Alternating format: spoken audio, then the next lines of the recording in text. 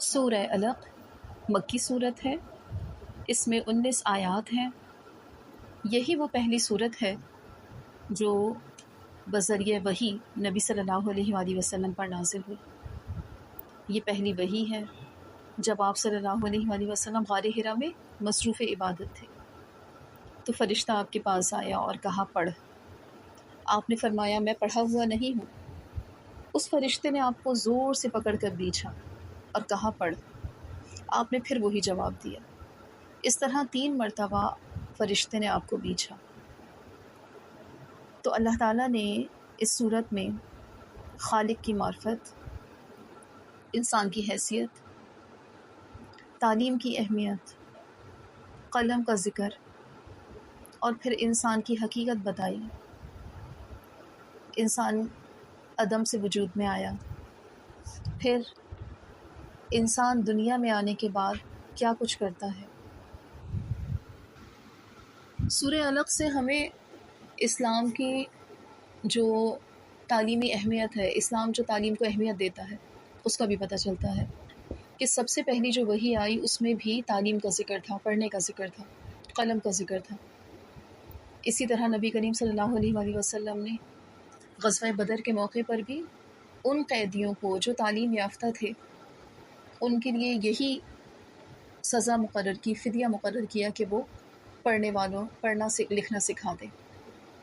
تو اسلام تو وہ دین ہے جو تعلیم کی وجہ سے لوگوں کو آزاد کرتا ہے، ان کی سزائیں معاف کرتا ہے۔ سورت شروع کرتے ہیں۔ سورہ علق۔ علق کا مطلب انسان کے خون کا لوتھڑا، اور پھر اسی سے انسان کی پیدائش ہوتی ہے۔ تو اس سورت کا نام ہی علق رکھا کیونکہ اس میں انسان کی پیدائش کا ذکر ہے۔ اقرأ بسم ربک الذی خلق۔ اقرأ پڑھ، بسم ربک اپنے رب کے نام سے، الذی خلق جس نے پیدا کیا، خلق الانسان جس نے پیدا کیا انسان کو، من علق خون کے لوتھڑے سے۔ تو پہلی آیت میں خالق کا ذکر ہے، وہ جس نے پیدا کیا، اور دوسری آیت میں مخلوق کا ذکر ہے، اور مخلوق میں سب سے پہلے انسان، اس سے انسان کا شرف واضح ہوتا ہے۔ اقرأ وربک الاکرم پڑھ، اور تیرا رب بڑے کرم والا ہے۔ تو اب لفظ اقرأ دوبارہ تاکید کے لیے لایا گیا۔ نبی کریم صلی اللہ علیہ وآلہ وسلم نے جو عذر پیش کیا کہ میں پڑھا ہوا نہیں ہوں، تو اس کو درگزر کرتے ہوئے رب العالمین پھر فرماتے ہیں کہ پڑھ اپنے رب کے نام سے جو بڑا کرم والا ہے، وہ ہر کوتاہی کو درگزر کرنے والا ہے۔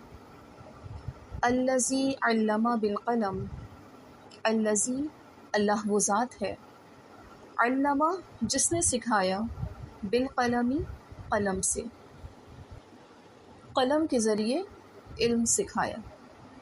قلم کے معنی ہوتے ہیں قطع کرنا، تراشنا۔ قلم پہلے زمانے میں بھی تراش کر ہی بنائے جاتے تھے، اس لیے اس کو آلہ کتابت کو قلم سے تعبیر کیا گیا۔ اچھا، کچھ علم انسان کے ذہن میں ہوتا ہے، اور کچھ علم ایسے ہوتے ہیں جس کا انسان زبان سے اظہار کرتا ہے، اور کچھ علم ایسا ہوتا ہے جو انسان کاغذ پر لکھتا ہے۔ جو ذہن اور حافظے میں ہوتا ہے وہ انسان کے ساتھ ہی چلا جاتا ہے۔ اسی طرح زبان سے جس علم کا یا جس بات کا اظہار کیا جاتا ہے وہ بھی محفوظ نہیں رہتا۔ البتہ قلم یہ ایک ایسا آلہ ہے کہ اگر اس سے لکھا جائے تو یہ محفوظ رہتا ہے، ضائع ہونے سے بچ جاتا ہے، ہمیشہ محفوظ رہتا ہے۔ اس قلم کی ہی بدولت ہم دیکھتے ہیں کہ تمام پچھلے علوم، لوگوں کی تاریخیں، اسلاف، ان کے علمی کارنامے محفوظ ہیں۔ حتیٰ کہ آسمانی کتابوں کی حفاظت کا ذریعہ بھی قلم ہی ہے۔ تو قلم کی اہمیت اس میں یعنی کسی چیز کی محتاج نہیں ہے۔ اسی لیے اللہ تعالیٰ نے سب سے پہلے قلم کو پیدا کیا اور اس کو تمام مخلوقات کی تقدیر لکھنے کا حکم دیا۔ علم الانسان جس نے سکھایا انسان کو، معلم جو نہیں، یعلم وہ جانتا تھا۔ قلم کے ذریعے اللہ تعالیٰ نے انسان کو علم عطا کیا، اور وہ علم عطا کیا جس کو انسان پہلے نہیں جانتا تھا، تو گویا قلم وہ وہی لکھتا رہا، اور وہی میں وہ تمام باتیں تھیں جس سے انسان ناواقف تھا۔ وہی کے ذریعے اللہ تعالیٰ نے وہ علوم انسان کو عطا کر دیے، اور وہ قلم کے ذریعے محفوظ ہو گئے۔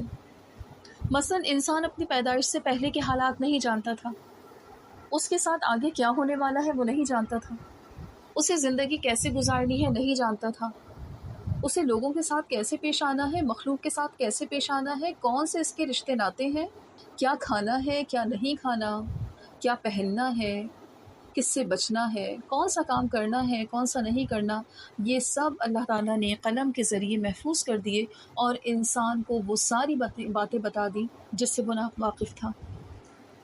حتیٰ کہ اب انسان کے علم کا یہ حال ہے کہ وہ دنیا سے چلا جائے گا، اس کے بعد اس کے ساتھ کیا ہونا ہے انسان اسے بھی جانتا ہے۔ کلا، ہرگز نہیں، ان الانسان، سچ مچ انسان، لیطغی، آپے سے باہر ہو جاتا ہے، حدیں توڑنے لگتا ہے، منمانیاں کرنا لگتا ہے، سرکشی کرنے لگتا ہے، نافرمانی کرنے لگتا ہے۔ یہ انسان کی حقیقت ہے۔ اور استغنا، اس لیے کہ وہ اپنے آپ کو بے پرواہ سمجھتا ہے۔ جب وہ خوف خدا نہیں رکھتا، جب وہ آخرت کی پرواہ نہیں کرتا، جب وہ تقوی اختیار نہیں کرتا، تو وہ اپنی منمانیاں کرتا ہے۔ اور انسان کی اپنی منمانی کیا ہے؟ نافرمانی، لاپرواہی، سرکشی، حق تلفی۔ تو ان آیات سے انسان کی فطرت کا بھی اندازہ ہوتا ہے، فطرت کا بھی علم ہے۔ اگر قلم کے ذریعے علم محفوظ نہ ہوتا تو انسان کی یہ حقیقت ہوتی۔ ابھی بھی ہم دنیا میں دیکھتے ہیں کہ جو لوگ علم سے بے بہرہ ہیں، جنہیں قرآن کا علم نہیں ہے، جنہیں احادیث کا علم نہیں ہے، ان لوگوں کے لیے یہ آیات ترجمان ہیں۔ لیکن جو قلم کے محفوظ ہوئے علم قرآن و حدیث کو پڑھ لیتے ہیں، اس کو سمجھ لیتے ہیں، تو پھر انہیں پتہ چلتا ہے کہ اپنی منمانی، اپنی سرکشی، اس میں زندگی نہیں گزارنی ہے، کیونکہ انہیں پتہ ہوتا ہے، جیسا کہ اگلی آیت میں بھی اللہ تعالیٰ نے ارشاد فرمایا، اِنَّ إِلَىٰ رَبِّكَ الرُّجْعَىٰ، اِنَّ یقیناً إِلَىٰ رَبِّكَ، تمہیں اپنے رب کی طرف الرجعہ لوٹنا ہے۔ یہ وہ حقیقت ہے جس کی جواب دہی کے احساس میں انسان کی دنیا سنور جاتی ہے۔ جب دنیا سنور جاتی ہے تو آخرت بھی سنور جاتی ہے۔ دنیا میں جو بھی آیا اسے لوٹ کر جانا ہے۔ ہم دیکھتے بھی ہیں کہ آہستہ آہستہ دنیا سے لوگ جاتے جا رہے ہیں۔ یہ سب کہاں جا رہے ہیں؟ اِلیٰ ربک الرجعیٰ، اپنے رب کی طرف لوٹ رہے ہیں۔ اور لوٹنے کے بعد کیا ہوگا؟ جو اپنی منمانیاں کی ہوں گی، جو سرکشی کی ہوگی، جو بے پرواہی بڑھتی ہوگی، ان سب کا جواب دینا ہوگا۔ اور اس کے برعکس اگر دنیا میں اپنی منمانی سے بچتے ہوں گے، اللہ سے ڈرتے ہوں گے، اس کے احکامات کو پورا کرتے ہوں گے، اپنے نفس کا محاسبہ کرتے ہوں گے، تو پھر رب کے پاس لوٹنے کے بعد ان تمام محنتوں کا صلہ، اجر حاصل کریں گے۔